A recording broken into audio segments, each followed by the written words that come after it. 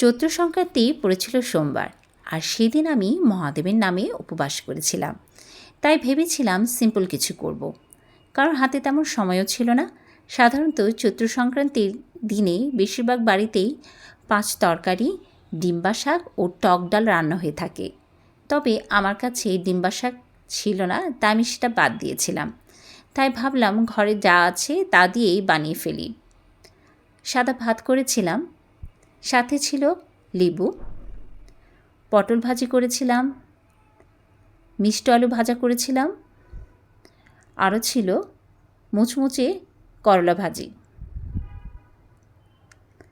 আমার সবচেয়ে প্রিয় খাবার সেটা হচ্ছে টক ডাল। মটর ডাল দিয়ে টক করেছিলাম। এভাবে আমার সংক্রান্তির দুপুরটা কাটালাম। ঘরে ঘরে যে খাবারটা নববর্ষ মানেই স্মরণ করায়, সেটা কি ভোলা যায়? পান্তা ভাত, ইলিশ ভাজা, পেঁয়াজ কুচি, শুকনো মরিচ আর সর্ষের তেল দিয়ে চটকে ভাত।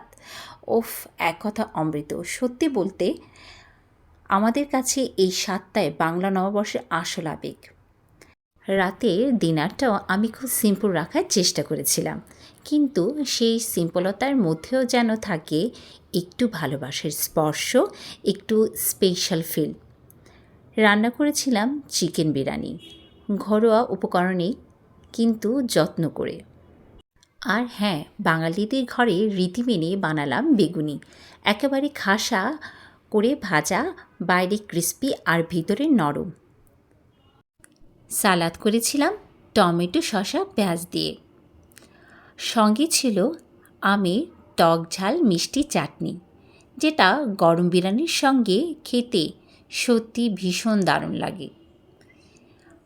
সব কিছু সুন্দরভাবে প্লেটে সাজিয়ে পরিবেশন করেছিলাম, কারণ আমার বিশ্বাস খাবার শুধু স্বাদে নয়, পরিবেশনেও আনন্দ দিতে হয়। পরিবারের সবার মুখে হাসি দেখে আমার মনটা ভরে গিয়েছিল। উৎসব মানে তো কাছের মানুষের সঙ্গে ভাগ করে নেওয়া।